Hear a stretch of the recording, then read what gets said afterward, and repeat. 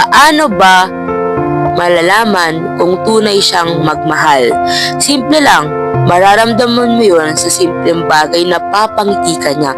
Sa simpleng bagay, alam niyang ikaw na at wala ng iba. Bakit yung iba hindi alam yung pagmamahal? Dahil iba't iba tayo nang nararanasan sa bigat ng paharamdam tulad ng experience. Yung iba hindi alam.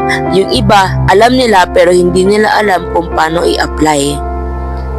Iba naman natatakot sa pwedeng mangyari. Yung iba naman nadadala sa emosyon. Kaya masasabi mo talaga na madali magmahal kasi sa simpleng paraan masasabi mo na mahal mo agad siya pero hindi mo alam kung magsistay pa siya sa'yo kahit na di nyo pa kilala yung isa't isa. Pagtingin ko sa pagmamahal ay napakahalaga sa buhay ko, buhay ng mga nagmamahal sa akin, buhay na pinaparamdam ko sa kanila at patuloy na hindi titigil ang mundo sa pagmamahal. Dahil itong pagmamahal na ito ay malawak. Hindi mo masasabi kung hanggang kailan, pero masasabi mo sa sarili mo na nanalo ka na sa laban dahil patuloy ito at hindi ito hihinto.